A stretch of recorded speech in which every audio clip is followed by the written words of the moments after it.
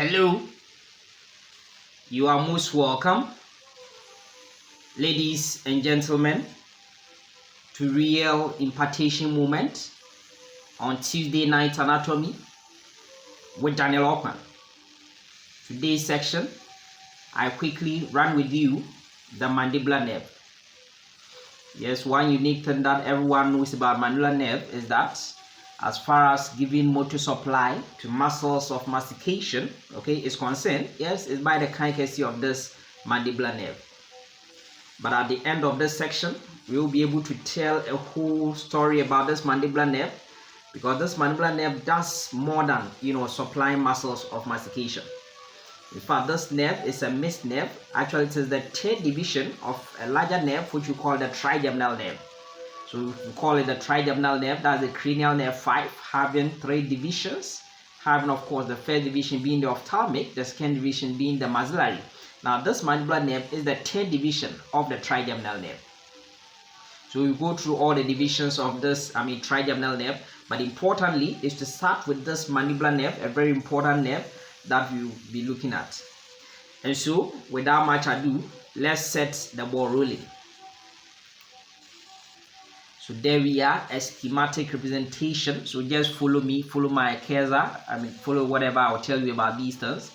So we have this ganglion, which is the trigeminal ganglion, and emerging from this ganglion we have what we call the ophthalmic division, the maxillary division, and of course this third division we are talking about, this is the mandibular division of the trigeminal nerve. Now if you look over here closely, you can see that there's sensory root and there's what? Motor root. So if we talk about this mandibular nerve, it is going to have what we call a sensory root, which is of course the larger portion, and of course a smaller motor root. So as you can see, a very small motor root, but the sensory root is a bit larger. So that is what we see. Now of course you know that this trigeminal nerve, it emerges, that's the only, of course, the thickest cranial nerve, which is emerging from what we call the pons. And one thing that we find is that these two roots, what happens is that they come out independently, through this foramen that we find over here, which of course we call it foramen ovale. Foramen ovale, male structures will pass through it, and male, M for mandibular nerve, A for accessory meningeal artery, L for lesser pretrusal nerve, and E for emissary vein. So the M of it, that is the mandibular nerve. The sensory root and the motor root, they will come out independently. Now immediately they come out, they join to form one main trunk, of the mandibular nerve. So this is the main trunk of the mandibular nerve, having two roots, that is the sensory root and of course the motor root. And that is why I say that this mandibular nerve is a mixed nerve. It's having sensory component as well as of course the motor component. So once we have this main trunk coming out, one important nerve which immediately leaves and re-enter the cranial cavity. Now remember, this mandibular nerve is one of the cranial nerves. It's a branch of this, is one of the divisions of the trigeminal nerve, and therefore a cranial nerve. Therefore it tells us that yes, it came out through what we call the foramen ovale. Foramen ovale, that's where it came out of the cranial cavity. Now it gives a branch which re-enters the cranial cavity. My friend, there's a principle that whenever I have a nerve which has come out of the cranial cavity and there's a branch of it re-entering the cranial cavity, it is going there for one purpose and one purpose only, is to supply the meninges. Yes, of course, mainly the dura mater. So it gives a branch that's coming from the main trunk of what we call the mandibular nerve, after emerging out of the cranial cavity through the foramen ovale. And this nerve is known as the recurrent mandibular nerve. Of course, it is recurrent going back to where it came from, so recurrent, mandibular nerve. But my friends, because this recurrent mandibular nerve will be going through what we call foramen spinosum, that is why this nerve is also known as nervus spinosus. So you get to know that recurrent mandibular nerve is otherwise known as nervus spinosus. Going to give that kind of meningeal supply to what we call, yes, of course, the dura mater mainly. But my friends, the main trunk, one nerve which comes out, is that nerve which is going to supply what we call the medial pterygoid muscle. So this is the medial pterygoid nerve going to supply medial pterygoid muscle. So this is that muscle, and of course you know that medial pterygoid is one of the muscles of mastication. It makes sense that is supplied by, of course, the mandibular nerve. But what is important for you to know is that it is supplied by the main trunk of the mandibular nerve, main trunk of the mandibular nerve. But my friends, the nerve that supplies what we call the medial pterygoid also gives some fibers to supply some two muscles with the name of tensor. Okay, having their first names called tensor. So what are these muscles? We have what we call tensor veli palatini and of course tensor tympani. These muscles are also, yes, they are not muscles of mastication, but they are also supplied by the main trunk of what we call the mandibular nerve, the nerve that supplies medial pterygoid muscle. Okay, so there's one unique thing that I want you to know about this main trunk of the mandibular nerve. What have you seen? After it comes out of the foramen ovale. Okay, then it gives one branch to go to the cranial cavity once again. Okay, that recurrent branch. We said that same branch, because it's going to run through what we call foramen spinosum, we call it nervus spinosus. That is no problem. Then one unique thing that is we talk about is that from the main trunk, there's this nerve which you call it nerve to medial pterygoid muscle. So nerve to medial pterygoid, yes, it will give that branch to supply the medial pterygoid muscle. Now remember, the only muscle of mastication supplied by the main trunk of the mandibular nerve is the medial pterygoid muscle.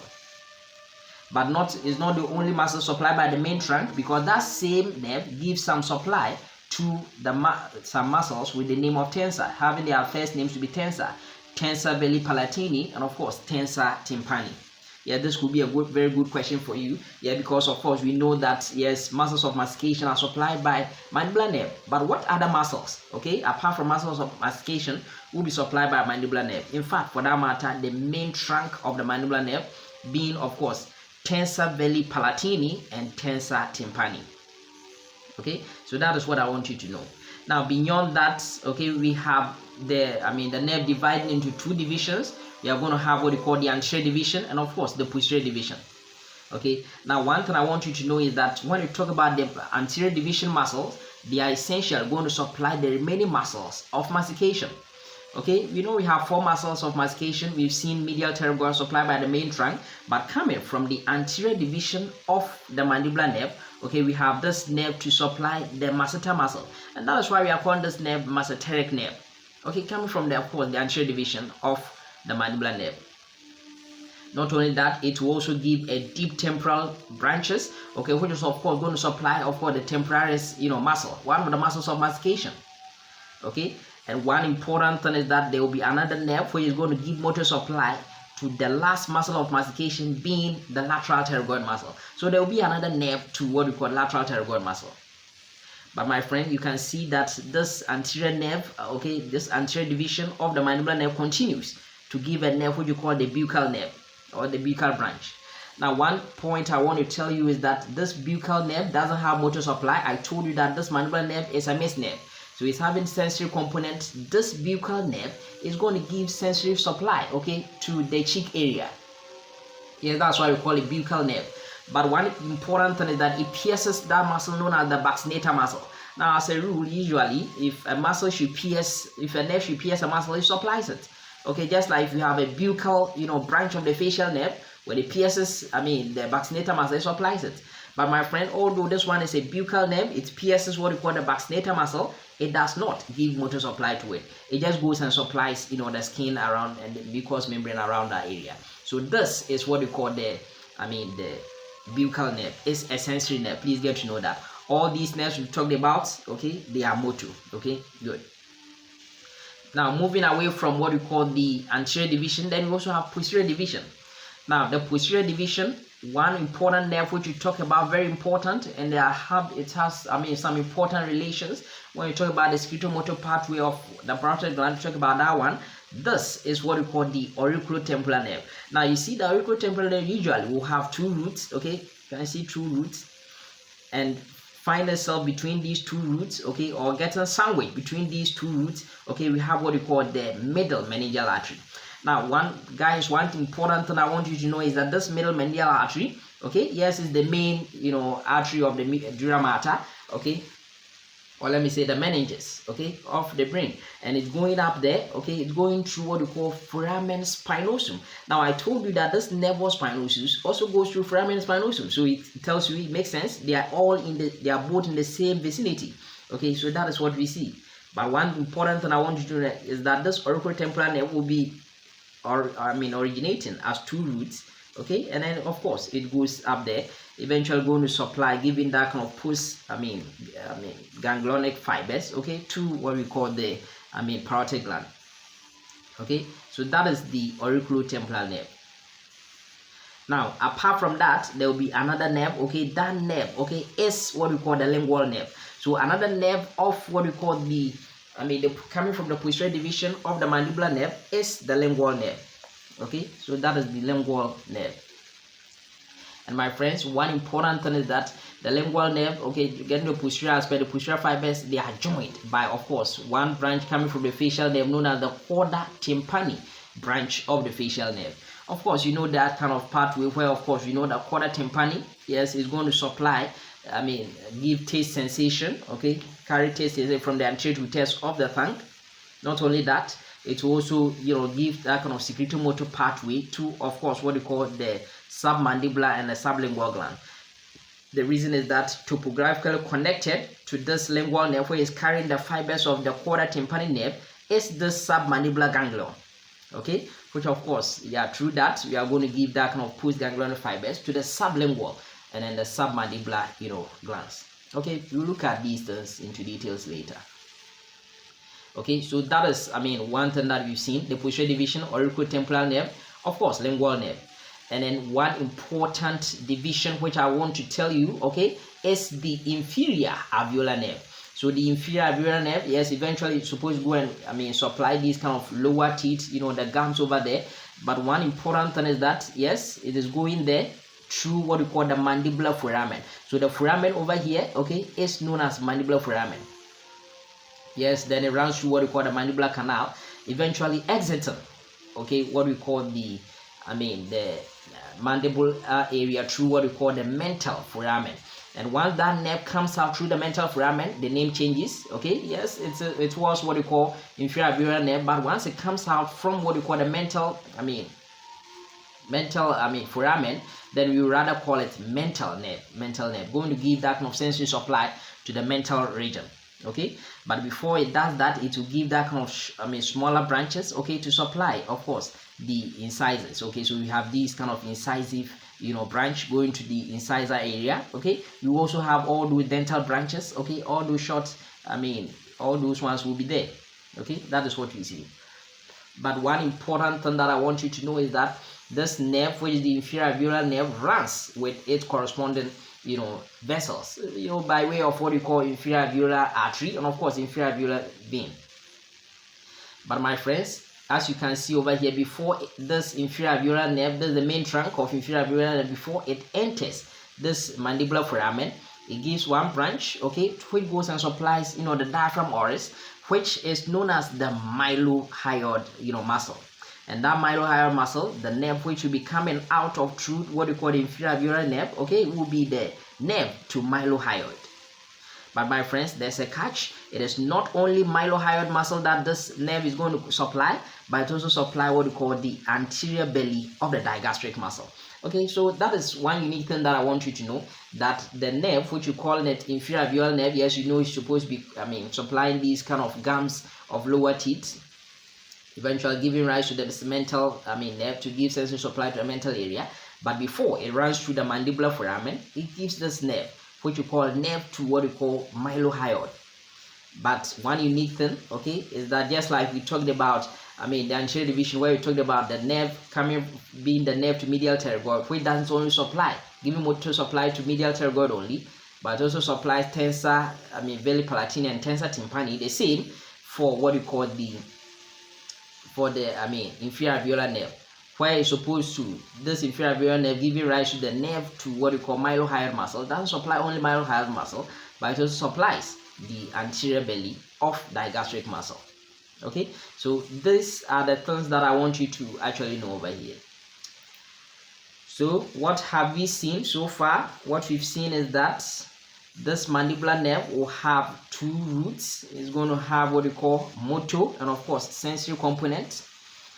This is the thickest nerve as far as the divisions of the trigeminal nerve, yes, are concerned.